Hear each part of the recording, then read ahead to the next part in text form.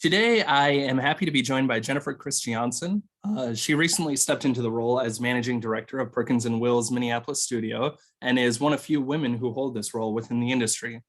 Perkins&Will is an architecture firm that's known locally for some projects like the U of M's Bell Museum, the IDS Tower's Crystal Court renovation, and many projects with the Mayo Clinic. Hey, Jennifer, thanks for being here. Hi, JD. Thanks for having me. Of course. Tell me about your new role. Yeah, so I am the managing director of the Perkins&Will Minneapolis studio. Perkins&Will is a global firm. We're the second largest firm that practices architecture. And we have 25 offices throughout the world. Being a woman in this role has been a really exciting opportunity. The managing director role is really about creating culture and thinking about the strategic vision for the studio. Yeah, awesome. Can you tell me more about what you hope to accomplish in this role and just kind of what this role means? Yeah, absolutely. Right now, we are, as you and everyone knows, in quite a moment of disruption. There has been some significant change in how we use space, how we engage with space. Because of the pandemic, not only related to workplace, which as we all know has completely changed, but just how we think about what space means for us, what space means for equity, what space means for well-being, and how it relates to climate change. There's just sort of many parallel threads coming together right now in this moment, post-pandemic, that I really feel passionately about and plan to weave into what we do as architects, creating spaces for people in the future. Yeah, cool. I want to ask a bit more about that, but tell me, what's the significance of being a woman in this role? I think I've had support from men and women my entire life. And so many of my mentors have been women, many of my mentors have been men, and I am very grateful for their support. And, everything I have learned throughout my relationships with others. I think my compassion, so kind of almost beyond empathy, but true compassion, where you're taking action on empathy, is something that I will bring to this. I have a very nurturing style, but I also have been operations director for 5 years, so I am very much a businesswoman. So I think it's the combination of sort of a deep care for people and for our communities, but also just truly, understanding how to run a business and how to do something for the greater good. Awesome. What initially got you into this field? Oh my gosh, that is that's a loaded question, I guess, a long story. I have wanted to be an architect since I was probably in 3rd or 4th grade. My family moved to Ireland when I was a child, and I spent most of my time just running around in fields with castles and lots of different remnants of past architecture. And we traveled through Europe as a child. I traveled with my family. And I think just being exposed to different cultures, different ways of living, and the different types of spaces that people use in different countries, both the vernacular as well as sort of more modern architecture, really was impactful to me at that young age. I was 10 till 13. That's when I was just really creating who I was and starting to do that.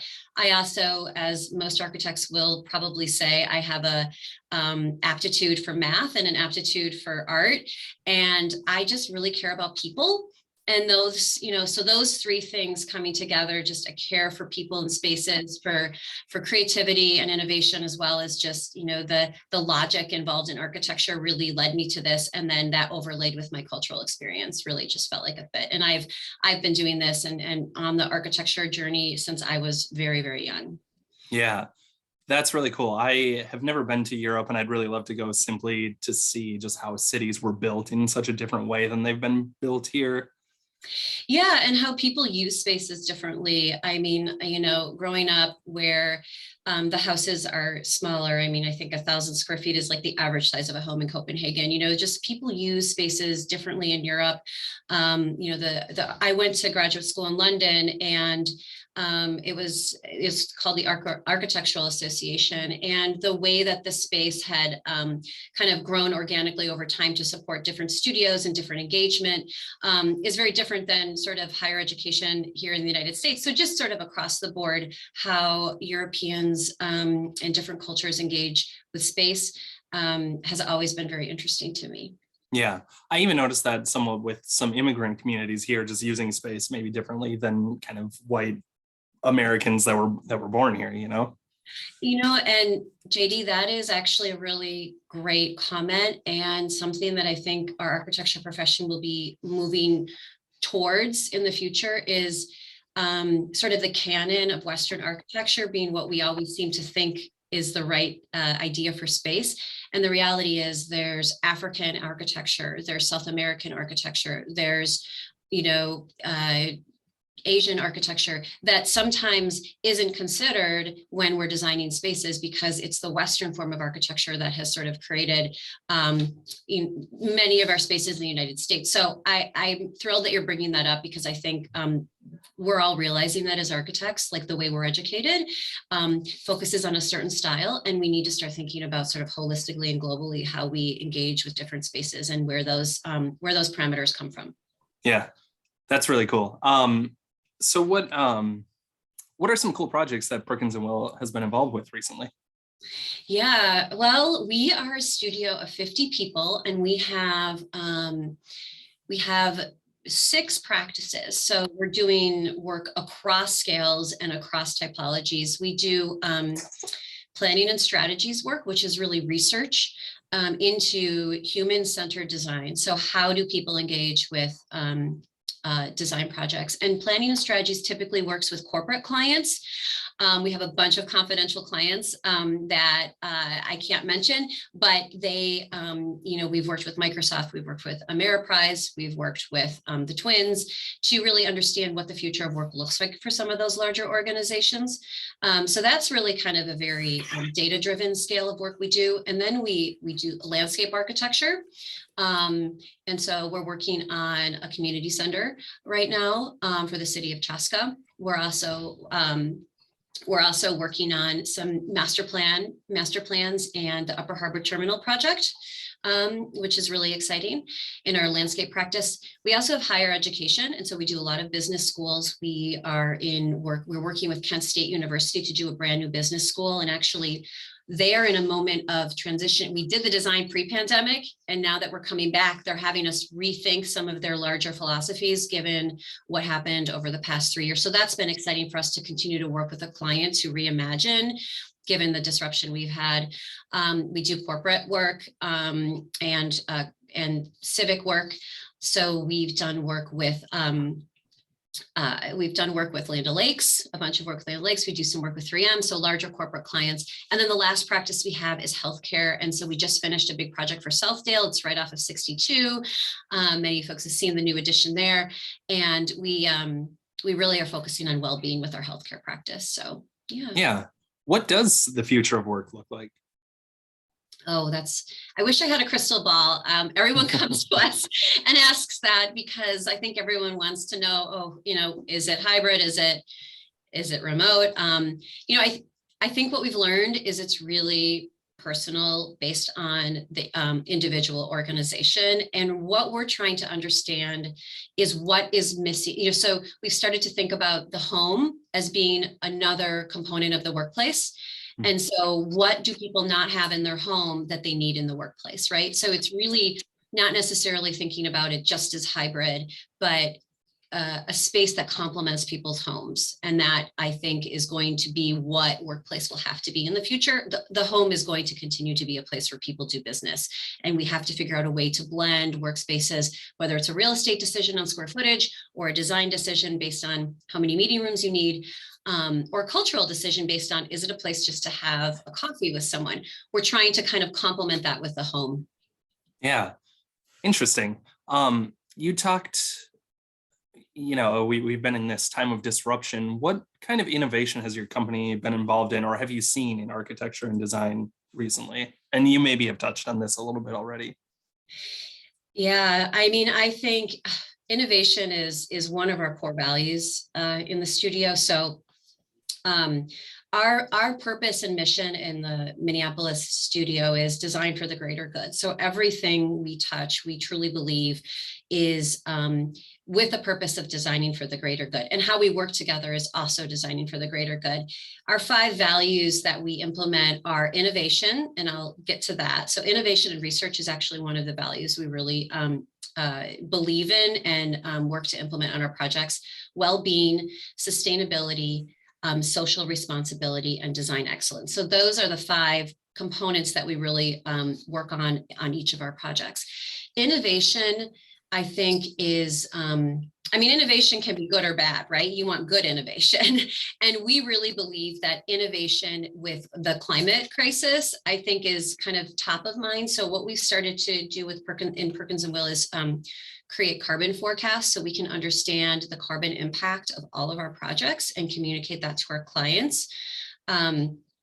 I think a lot of what we need to do is to help our clients, give them information so that they can be more creative and more innovative in how they see their spaces.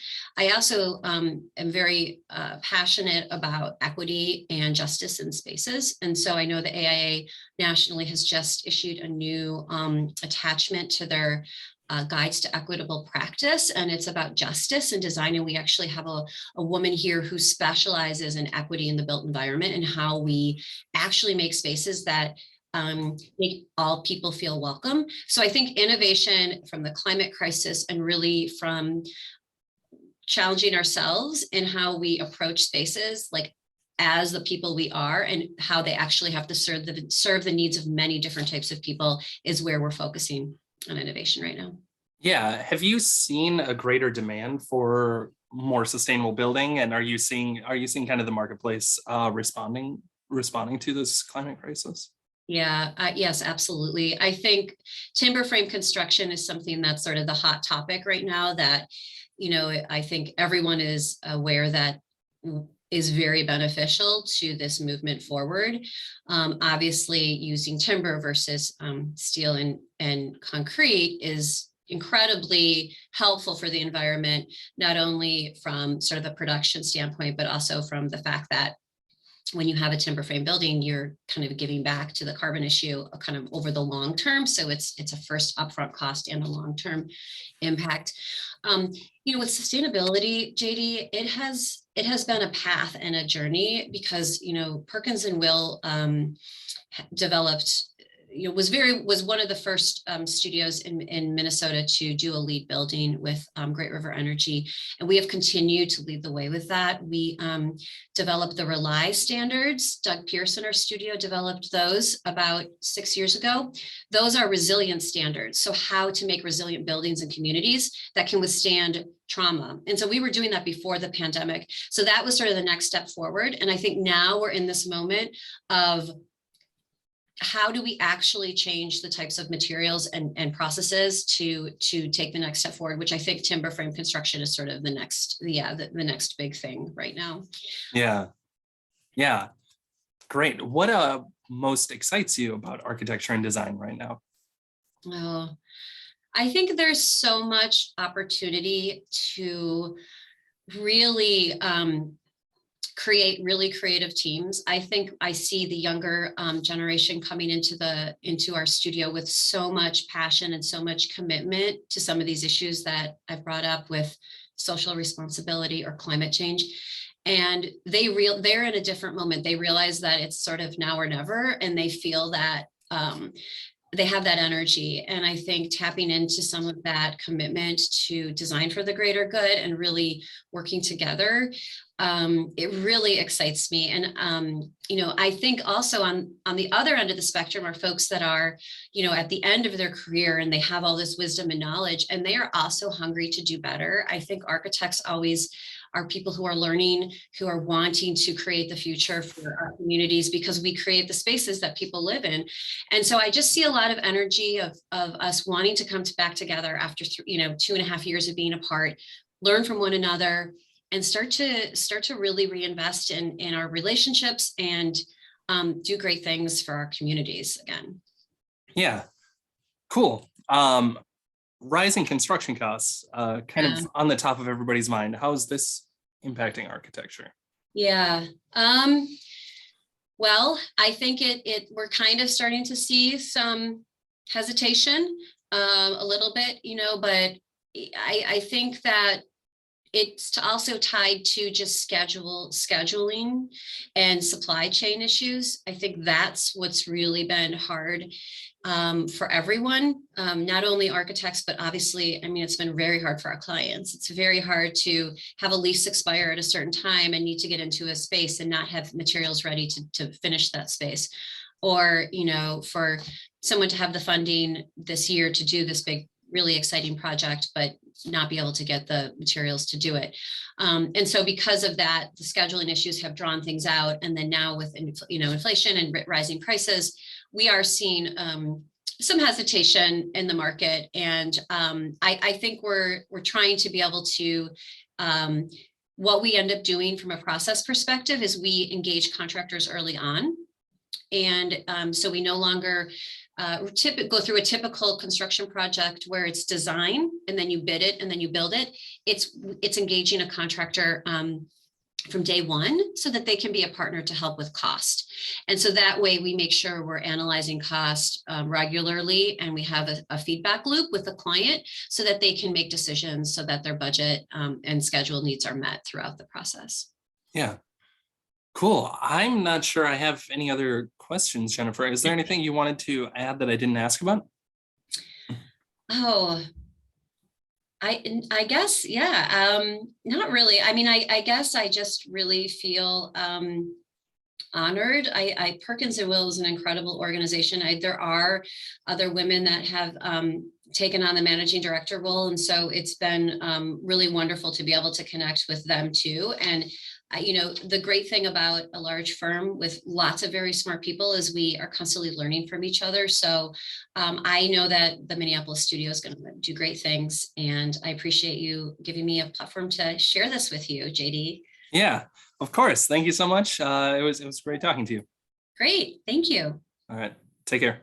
Take care. Bye.